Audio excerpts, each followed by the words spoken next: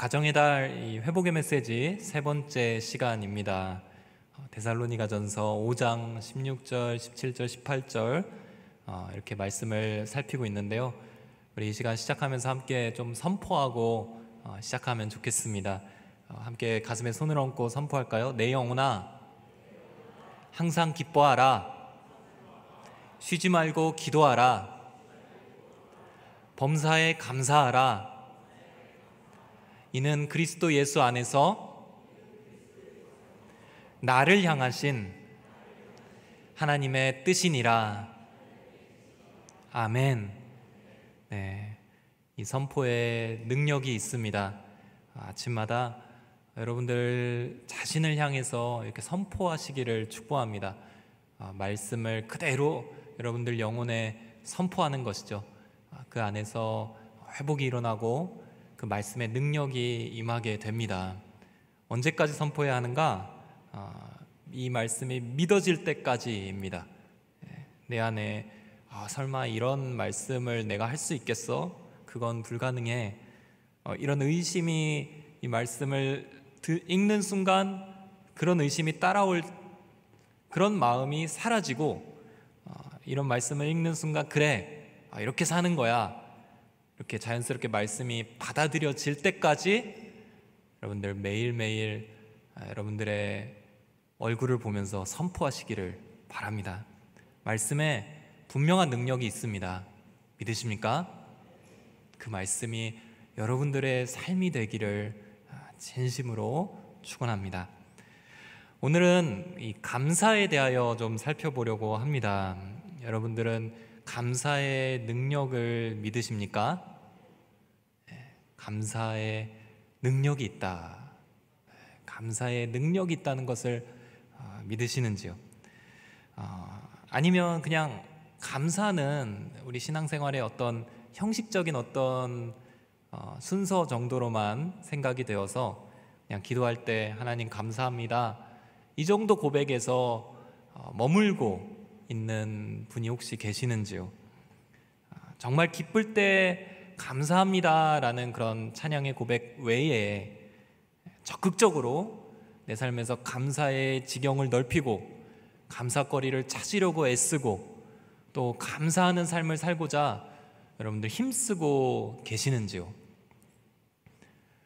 지난주에 이제 회복축제가 있었죠. 영혼의 나침반이라는 제목 아래 감정을 돌보고 또 정신을 돌보고 영혼을 돌보는 그 3일간의 주제, 그리고 그에 맞춘 여러 교수님들, 강사분들이 오셔서 메시지를 전해주셨는데요.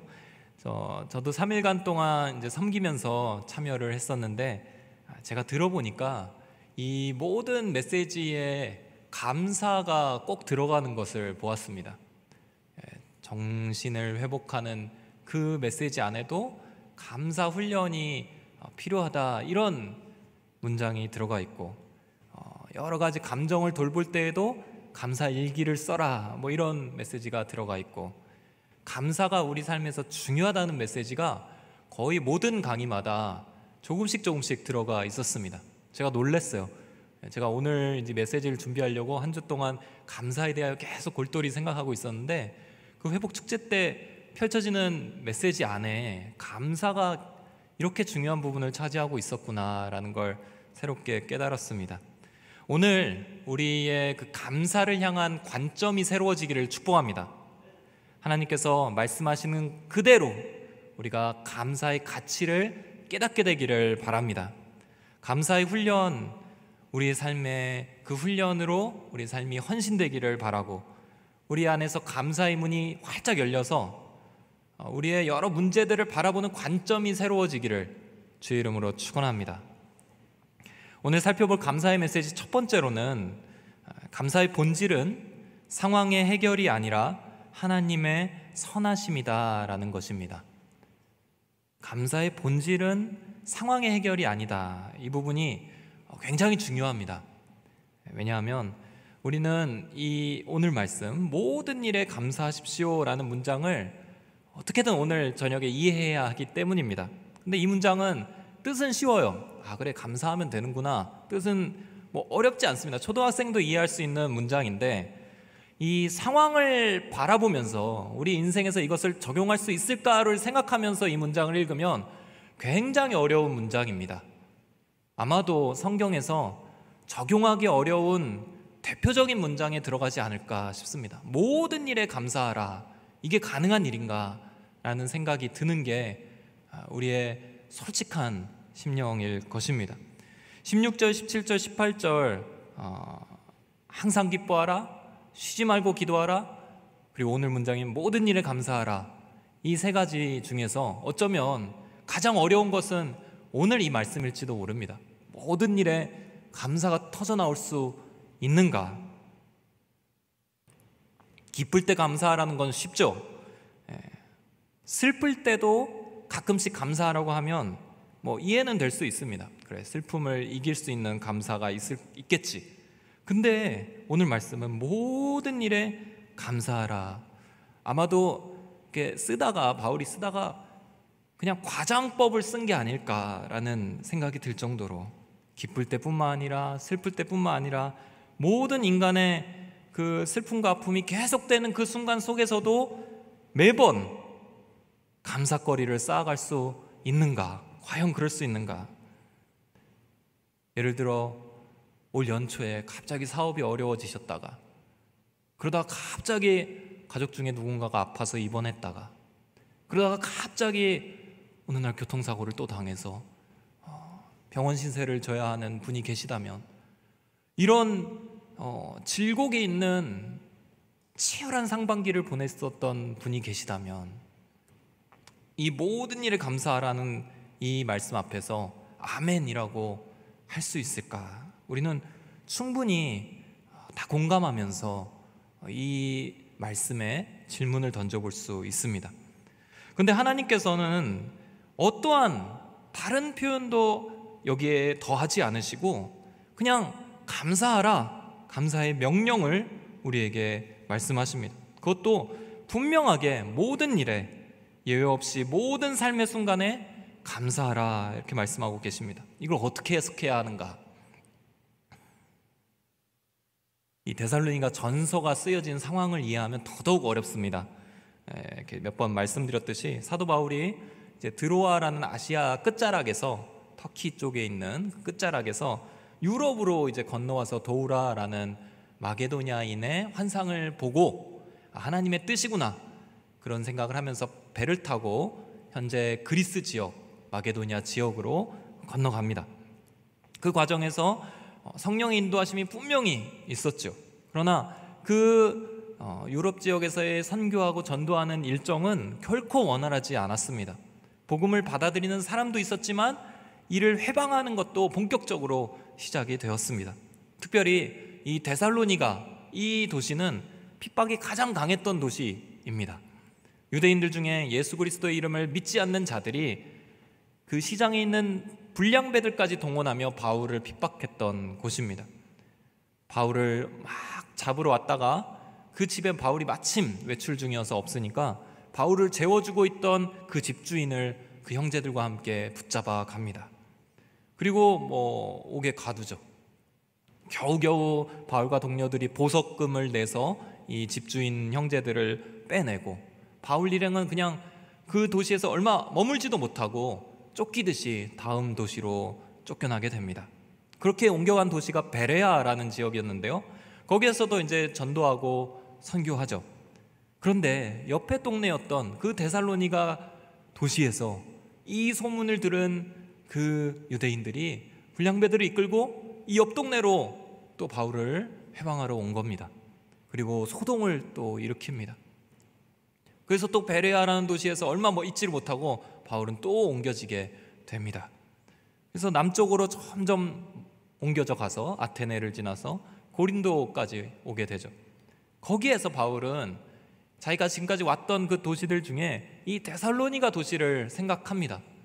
자기를 그토록 핍박했던 사람들이 우르르 몰려있는 그 본거지, 시장에 불량배들까지 다 동원해서 예수 믿는 자들을 핍박하고 있는 그곳에 자기가 겨우겨우 복음을 전했던 사람들이 교회를 세우고, 바울로 인하여 그 선교지가, 교회가 세워지고 그들이 신앙생활을 하고 있는데 잘하고 있을까 궁금한 거죠.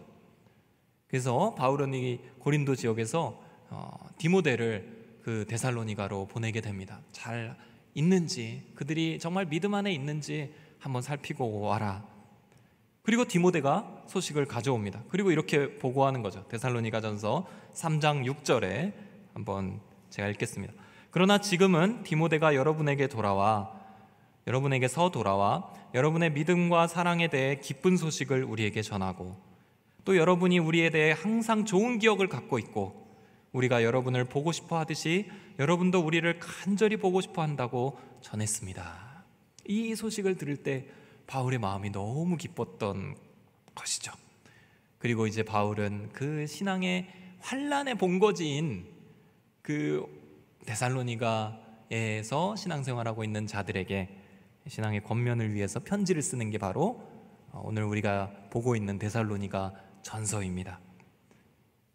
따라서 이 데살로니가 전서의 모든 문장들은 그냥 평안하고 형통하고 믿는 사람들이 충분하고 아주 신앙생활이 잘 되는 곳을 향한 바울의 편지가 아니라, 모든 문장들은 핍박과 환난과 어려움 속에서 겨우겨우 신앙생활을 하고 있는 데살로니가 교인들을 향한 바울의 문장들이에요. 그러면 오늘 이 문장, 모든 일에 감사하십시오, 이는 그리스도 예수 안에서 여러분을 향하신 하나님의 뜻입니다. 이 문장은 더더욱 이해하기가 어려운, 적용하기가 너무 어려운 문장이 되는 것이죠. 그 핍박과 그 환난 속에서 감사거리를 찾으십시오, 이런 뜻이니까요. 그 핍박과 환난의 날들 가운데서 감사하는 그리스도인으로 서 있으십시오, 이게 신앙생활입니다, 이런 뜻으로 쓰고 있는 것입니다. 다른 해석의 여지가 없어요. 이게 어떻게 가능한가? 오늘 우리가 풀어야 될 숙제입니다. 감사의 본질을 상황이 좋아지는 거에서 찾는다면, 상황이 좀 편해지고 하나님의 은혜가 우리 안에서 경험될 때 감사할 수 있다, 이렇게 해석한다면 도저히 적용하기가 어려운 문장입니다. 감사의 근거를 다른 곳에서 찾아야 하는 것입니다. 그것은 바로 변치 않으시는 하나님의 선하심입니다. 우리가 감사할 수 있는 이유를 어디서 찾아야 되는가?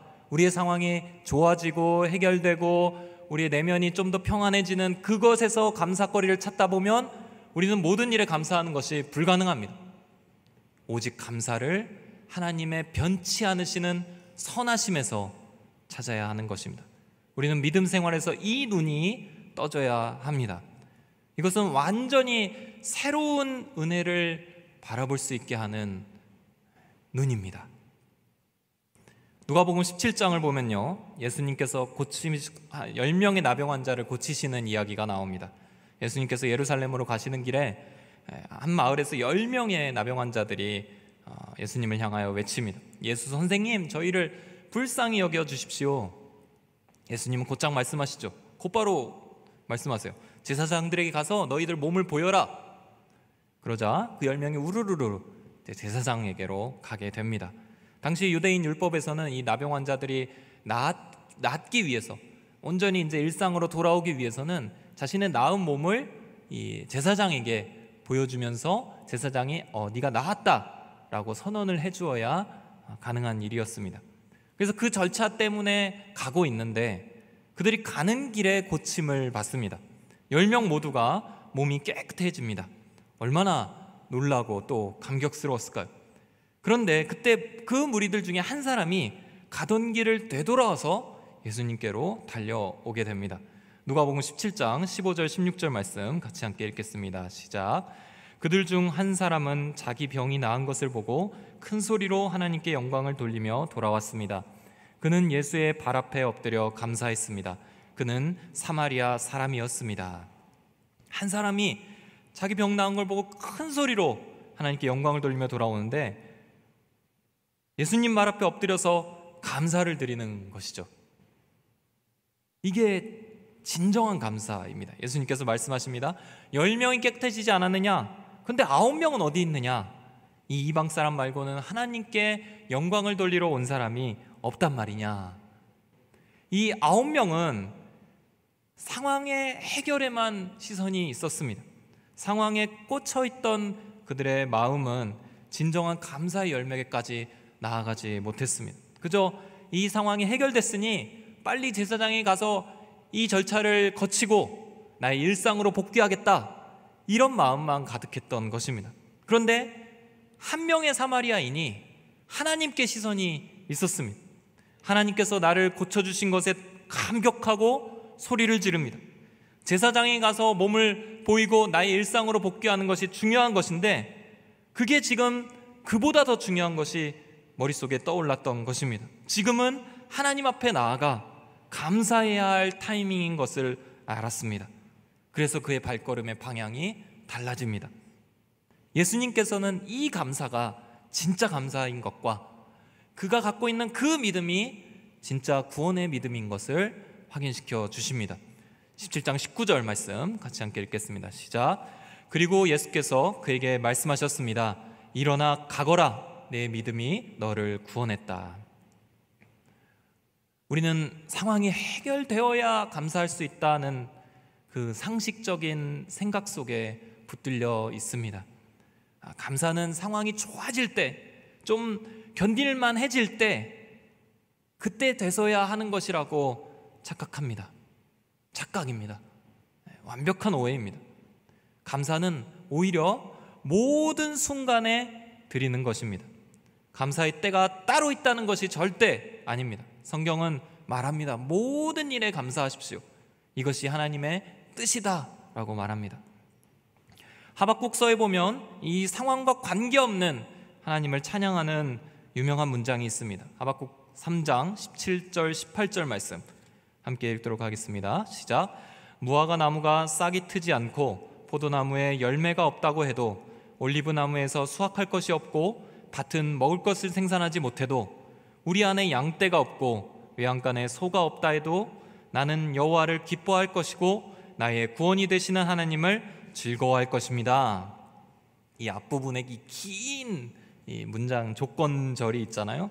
아무것도 없다는 뜻입니다. 아무것도 없어. 무화과 나무는 봄에 열리는 무화과 열매를 맺기 위해서 봄에 열리는 대표적인 나무입니다. 포도는 여름철에 수확을 하게 됩니다. 아주 뜨거운 태양 아래서 맛있게 익었을 때 수확을 하게 되죠. 올리브 나무 열매 추수는 가을에 합니다. 밭농사는 언제 하는가? 우리나라는 봄, 가을에 밭농사를 하지만 이 중동 지역에서는 겨울철에 물이 충분한 그 시기에 밭농사가 가능해집니다. 그러니까 봄에도 소출이 없고 여름에도 없고 가을에도 수확하지 못하고 겨울에도 농사가 다 망해버리는 이때에 그래도 소망이 있는가? 소망이 있죠. 바로 양떼와 소들을 기르고 있으면 소망이 있는 것이죠. 목축을 하고 있으면 그래도 그게 나의 생명을 유지시켜 줄 수 있는 재산이 됩니다. 근데 우리 안에 양떼가 없고 외양간에 소도 없는 거예요. 한 해 농사가 다 망하고 내가 갖고 있는 모든 소망이 다 사라진 것을 이렇게 표현하는 것입니다. 그런데 그때에 나는 여호와를 기뻐할 것이고 나의 구원이 되시는 하나님을 즐거워할 것입니다. 고백합니다. 이게 어떻게 가능한가? 다음 구절에 힌트가 있습니다. 3장 19절 말씀 같이 함께 읽겠습니다. 시작. 주 여호와께서는 내 힘이십니다. 그분은 내 발을 사슴의 발처럼 만드시고 그분은 높은 곳에서 나로 하여금 뛰어다니게 하십니다. 이것은 지휘자에 의해 현악기에 맞춰 노래한 것입니다. 주 여호와 하나님이 나의 힘이시기 때문입니다. 그분이 나를 사슴의 발처럼 경쾌하게 높은 곳에 뛰어다니게 하십니다. 그분은 선하시며 그분이 나의 힘이 되시기 때문에, 그분이 나를 세우실 것이기 때문에 나는 기뻐하고 즐거워할 것입니다. 아무것도 없다 할지라도, 아무 소망이 사라진다 할지라도 그분의 선하심 때문에 나는 즐거워하고 감사하며 기뻐할 것입니다. 이것이 우리가 모든 일에 감사할 수 있는 유일한 근거입니다. 따라서 하나님의 선하심에 근거를 두며 감사하는 삶은 마르지 않습니다. 어떤 상황에서도 감사의 거리를 발견해내게 됩니다. 이 선하심, 하나님의 선하심, 변치 않으시는 이 선하심의 가장 확실한 절정이 무엇인가? 그것이 바로 예수 그리스도이십니다. 오늘 말씀은 그리스도 예수 안에서 여러분을 향하신 하나님의 뜻이다 라고 표현합니다. 반대로 이야기하면 그리스도 예수 밖에서는 이 말씀이 효과가 없다, 이런 뜻일 수 있겠죠. 그리스도 예수 안에 있으면 우리는 모든 일에 감사할 수 있다라는 뜻입니다. 예수님의 그 사랑 안에서, 그 아들을 내어주셔서 십자가에 못 박히시며 우리를 끝까지 사랑하신 그 변치 않는 사랑 안에서 우리의 감사는 결코 마르지 않습니다. 한 장로님께서 매번 이렇게 어떤 모임에서 기도를 하시는데 이렇게 기도하시는 걸 계속 들었습니다.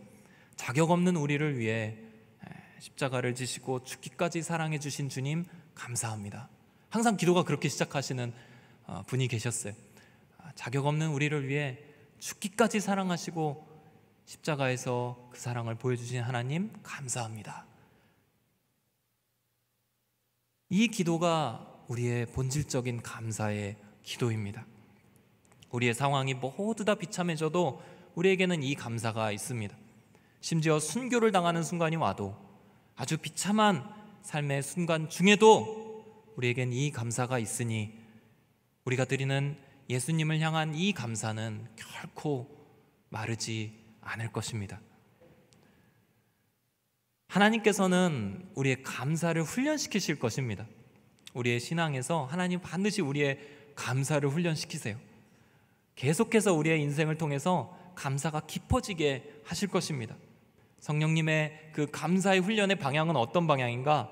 하나님의 선하심을 알고 우리가 스스로 그 하나님을 고백하고 찬송할 때까지, 우리의 상황과 관계없이 하나님의 선하심을 노래하고 그것에 감사할 때까지 하나님은 우리를 훈련시키실 것입니다. 시편 34편 8절 말씀, 오 성도들이여 여호와의 선하심을 맛보고 깨달으십시오. 주를 믿는 사람은 복이 있습니다. 하나님의 선하심을 맛보고 깨달으십시오. 우리가 하나님의 선하심이 있다면 우리는 모든 일에 감사할 수 있습니다. 하나님의 선하심 하나만 우리가 평생 노래해도 우리의 감사는 차고 넘칠 것입니다. 오늘 저녁에 이 말씀이 우리 가운데 임하여서 하나님의 그 신실하심과 선하심 때문에 감사하시는 놀라운 회복이 있게 되기를 주의 이름으로 축원합니다. 둘째로 우리의 감사에 치유의 능력이 있습니다. 감사에 치유와 회복의 능력이 있습니다. 우리가 앞에 감사의 본질에 대해서 좀 살폈는데 한 번 더 우리가 함께 살펴보고 싶은 것은 감사의 능력입니다. 감사 안에 있는 놀라운 능력, 감사에는 치유의 능력이 있습니다. 특별히 이 감사는 두려움과 불안과 염려, 여러 부정적인 감정들을 몰아내는 놀라운 능력이 있습니다.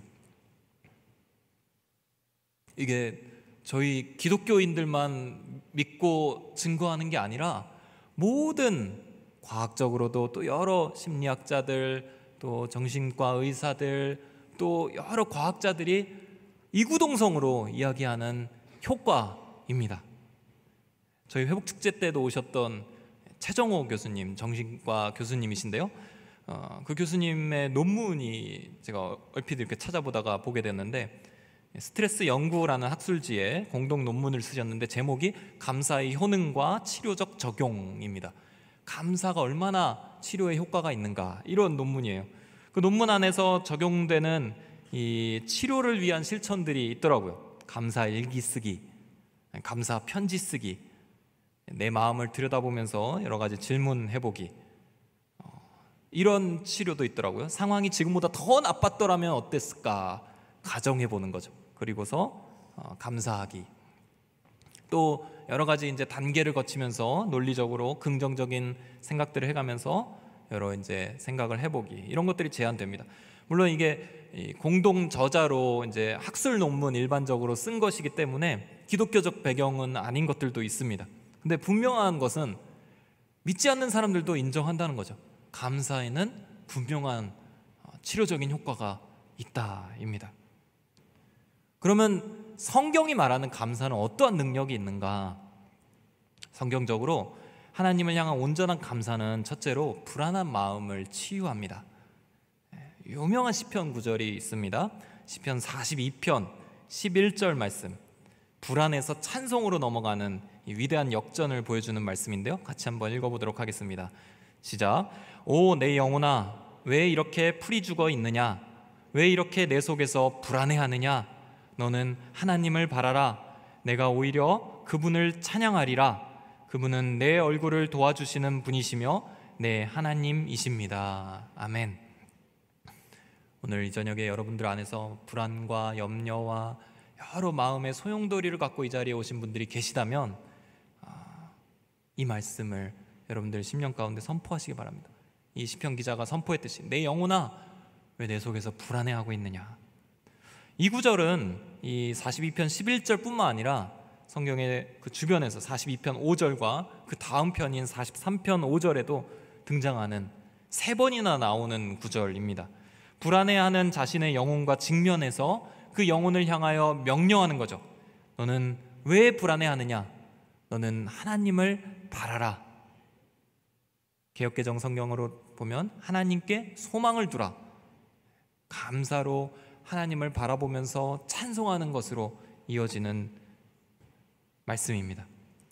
이 안에서 심령이 기가 막히게 역전이 일어나죠.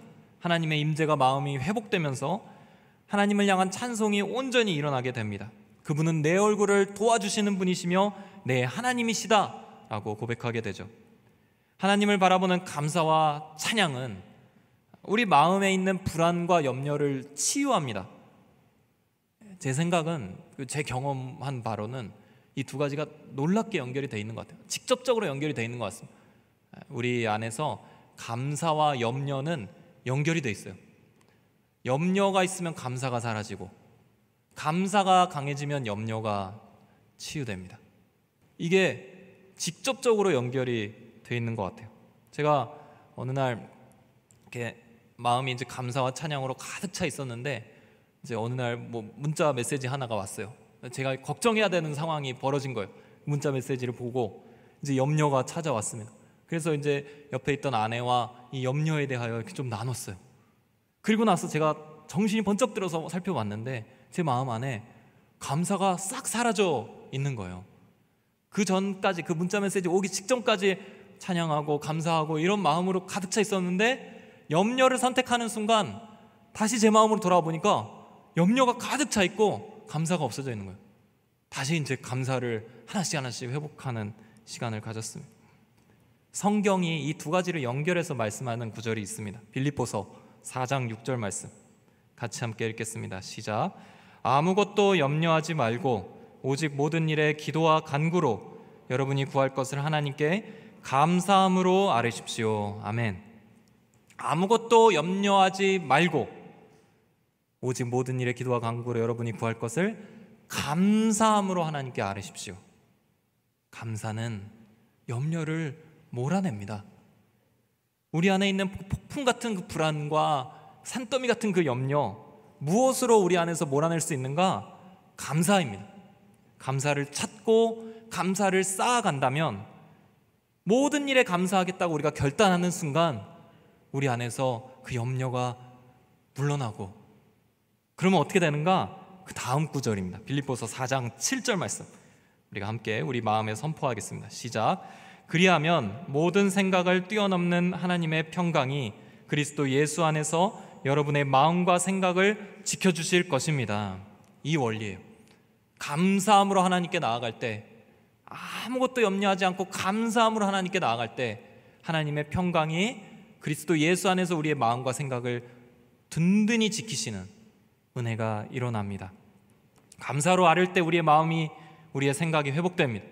더 이상 염려와 불안에 짓눌려 있지 않도록 하나님의 평강이, 근데 얼마나 강력합니까? 하나님의 평강이 우리를 지켜주십니다. 이를 막을 수 있는 능력이 세상에는, 저 어둠의 세력에게는 없습니다. 두 번째로 감사는 무력감에서 우리를 건져내고 우리를 회복시킵니다. 무기력, 이 안에서 우리가 벗어날 수 있는 유일하고도 확실한 방법이 있다면 그것은 감사입니다. 감사는 우리의 신앙에 있어서 가장 적극적인 행위입니다. 어디 선교사로 헌신해서 선교지로 나가는 그런 행동이 적극적인 것이 아니라, 그것도 귀하지만 우리가 할 수 있는 가장 적극적인, 지금 이 순간에도 할 수 있는 선택은 무엇인가? 바로 감사하기로 결단하는 것입니다. 감사와 찬송은 우리의 믿음의 결론이 됩니다. 가장 적극적인 믿음의 마지막이 됩니다. 우리가 아무것도 할 수 없다고 느낄 때, 하나님 앞에서 참으로 나는 무력하구나, 자존감이 바닥을 치면서 우리가 정말 짓눌려져 있을 때 우리는 감사함으로 일어날 수 있습니다. 가장 위대한 능력의 선언이 됩니다. 사도행전 16장에 사도 바울이 빌립보에서 전도하다가 한 귀신 들린 여종을 만나게 됩니다. 이 여종이 자기 전도를 너무 귀찮게 하는 부분이 있어서 그 여종에게서 그 귀신을 예수 그리스도의 이름으로 쫓아내 줍니다. 그때의 이 여종의 주인이 더 이상 돈벌이를 할 수 없다는 생각에 이 바울 일행을 고소하죠. 그 당시에는 이렇게 고소가 되면 이렇게 인권을 지켜주는 그런 시스템이 아니었습니다. 일단은 흠뻑 두들겨 맞는 거죠. 매를 맞고 죽지 않을 정도가 됐을 때 밤이 되어서 옥에 갇히게 됩니다. 피멍이 든 온몸이 피투성이가 된 상태로 온몸이 이제 묶여져서 그 차가운 감옥 안에서 밤을 보내고 있을 때 사도 바울 일행이 하나님을 찬송하기로 결단합니다. 하나님의 선하심을 생각하고 자신의 처지가 아니라 지금의 이 이상한 이 억울한 상황이 아니라 하나님의 위대하심과 변치 않는 선하심을 우리가 노래하자라고 결단을 하게 됩니다. 그때에 지진이 일어나고 옥문이 열리고 착고가 다 풀어지고 바울은 이를 계기로 그 간수 일행과 그 가족들에게까지 전도하게 되고 구원하는 역사가 일어납니다. 이제 유럽 지역으로 건너온 그 첫 도시에서 일어난 일입니다. 이제 전도하기 시작했는데, 성령의 인도하심에 따라서 건너와서 선교하기 시작했는데, 돌아온 것은 흠뻑 매맞는 일이고 감옥에 갇히는 그 밤에 얼마나 억울하고 무력하고 절망스러움이 가득했을까요? 근데 그 밤에 바울과 실라가 우리 하나님을 찬송하자, 하나님께 감사하자 선택하게 되는 것입니다. 이 위대한 선택 이후에 빌립보에 교회가 세워지게 됩니다. 사랑하는 성도 여러분, 우리 안에 있는 감사가 온전해지기를 다시 한번 주의 이름으로 축원합니다. 뭘 해야 될지 모르겠고, 내가 정말 무엇을 먼저 시작해야 될지 모르겠고, 정말 이 짓눌려져 있는 이 고통과 아픔과 무기력과 절망 속에서 내가 어디서부터 시작해야 될지 모르겠다 하실 때, 여러분들 감사를 먼저 선택하고 감사부터 시작하십시오. 작은 일에서부터 여러분들의 감사거리를 찾는 겁니다. 1개, 2개, 3개, 하루에도 몇십 개 이렇게 찾아질 수 있을 것입니다. 그 무기력감에서 벗어나는 첫걸음이 바로 감사입니다. 제가 삶에서 이 감사의 능력을 알게 된 계기가 있습니다. 그것은 계속 말씀드리지만 저희 막내 아이 때문입니다. 7달 만에 긴급하게 수술로 꺼내지고 심정지로 태어난 아이입니다. 이 아이의 아이를 향한 이 기도는 그 생명을 지켜달라는 기도였습니다. 첫 한 2-3주 동안은 완전히 3가지 놓고 기도만 했습니다. 뇌와 폐와 심장. 다른 부분은 지금 기도할 게 아닌 거예요. 지금 일단 생명과 직결되어 있는 뇌, 폐, 심장, 이 3곳을 지켜주십시오. 어느 한쪽을 막으면 한쪽이 터지고, 어느 한쪽을 집중적으로 기도해서 겨우 낫다 하면 어느 한쪽에 염증이 생기고, 어디 수치가 늘어나고, 뇌와 폐와 심장만 놓고 한 3주간 계속 기도했던 것 같아요. 그저 정신없이 살려달라고 기도했던 시간이 있었습니다. 이 한 달 정도를 지나니까 여전히 신생아 중환자실에 입원해 있었지만, 이 가장 심했던 그 뇌출혈 부분을 제외하고는 이제 이 심장과 폐의 부분들이 조금씩 안정을 찾아가기 시작했습니다. 안정이라고 하지만 이제 생명에 위급한 상황이 아니다 뿐이지 여러 기관들이 다 터지고 문제가 되기 시작했습니다. 눈이 문제였고 또 장도 문제가 있었습니다. 호흡은 여전히 인공호흡기에 의존하고 있었고, 또 이런 상태가 좀 길어질 경우에 여러 또 후유증이 나타날 위험성 가운데 또 있었습니다. 근데 이 첫 번째 이 3주간의 고비를 넘어온 거죠. 생명과 직결된 그 절망의 골짜기를 넘어서고 나니까 그 다음 상황도 되게 위중한 상황인데 제 안에서 감사가 고백되는 것입니다. 이 세 기관에 대한 감사가 있었습니다. 주님, 심장이 뛰니 감사합니다. 주님, 폐에 염증이 줄어들고 있으니 감사합니다. 주님, 뇌 혈관의 다른 부분들을 지켜주고 계시니 은혜입니다. 감사합니다. 심장과 폐와 뇌에 대한 감사를 제가 드리고 있는 것을 보았습니다. 이 이후의 시간들이 굉장히 오래 지속되었습니다. 심장, 뇌, 폐를 지나서 이제 하나씩 또 터지는 부분들을 기도하기 시작했어요. 근데 그 기도를 하면서 또 고비를 넘어갔습니다. 감사가 추가되었습니다. 눈에서 붕대를 벗게 하시니 감사합니다. 어제 변을 보았습니다. 드디어 감사합니다. 며칠간 그 황달기가 사라지니 감사합니다. 몸무게가 계속 줄고 있었는데 오늘 그 주는 게 멈췄습니다. 감사합니다. 관을 통해서 모유를 한 모금 마셨다고 합니다. 감사합니다. 감사가 더 붙기 시작했습니다. 이 신생아 중환자실에서 4달을 있다가 퇴원을 했는데, 그리고 나서 저희들 품에 안겼습니다. 100일 잔치도 이제 그 간호사 선생님들이 사진 하나 찍어주신 게 다였어요. 근데 너무 감사한 거죠. 이 아이를 키우는 과정 속에서도 여러 고비들이 찾아왔습니다. 근데 그 고비를 하나하나 넘어가는 게 또 감사로 바뀌는 것입니다. 주님, 삼킬 수 있으니 감사합니다. 이 아이가 특별히 이제 배 쪽에 힘이 너무 약했어요. 뇌출혈 때문에 그 근육들이 이제 제대로 기능을 못해서, 그게 어떤 다음 단계가 있냐면, 이러니까 이제 응가를 못하는 거예요. 그래서 4일 만에 대변을 보았습니다. 주님 감사합니다. 이런 것들이 감사가 되는 거예요. 잘 때 이 기관지 폐가 긁히는 소리가 나지 않습니다. 감사합니다.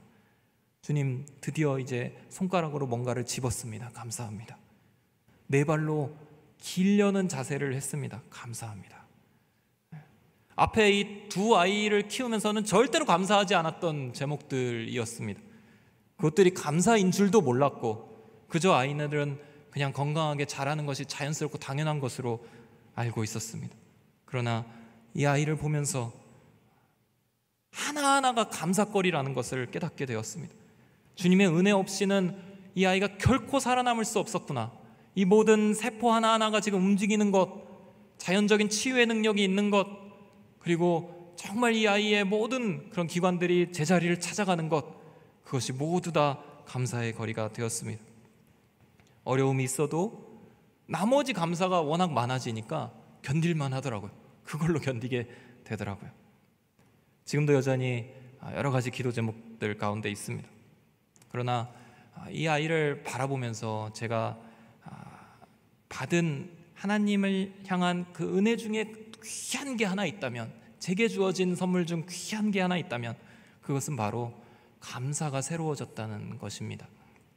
감사하지 않았던 것들이 이제는 감사가 되고, 삶은 그 감사가 뒷받침해줘서 고난을 이겨나갈 수 있는 힘이 되는 것을 느꼈습니다. 그 감사를 알기 전과는 비교할 수 없을 정도로 삶이 풍성해짐을 경험했습니다. 지금도 앞이 캄캄해질 때면 그 3가지 기도했던 시간을 떠올립니다. 뇌와 폐와 심장.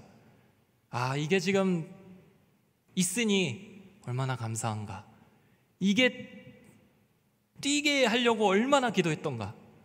이 은혜가 있다는 것, 그것만으로 충분히 감사하지 않은가, 이런 생각을 합니다. 사랑하는 성도 여러분, 저는 여러분들의 감사가 저보다 더 충만해질 것을 믿습니다. 이 감사의 능력과 이 감사의 효과를 여러분들 삶에서 더욱더 경험하시기를 주의 이름으로 축원합니다. 감사의 능력을 알지 못하고는 우리는 절대로 온전히 신앙생활을 할 수 없습니다. 감사의 본질과 그 능력을 바라보는 눈이 우리 안에서 새롭게 되기를 축복합니다. 모든 일에 감사하는 사람들이 되십시오. 감사의 본질은 상황의 해결이 아니라 하나님의 변치 않는 선하심입니다. 감사에는 치유의 회복의 능력이 있습니다. 무엇보다 중요한 감사의 제목은 우리를 구원하신 예수 그리스도입니다. 모든 일에 하나님께 감사하시는 그 감사의 충만한 회복의 능력을 우리 삶에서 마음껏 누려가시는 저와 여러분들이 되시기를 주의 이름으로 축원합니다. 함께 기도하기를 원합니다.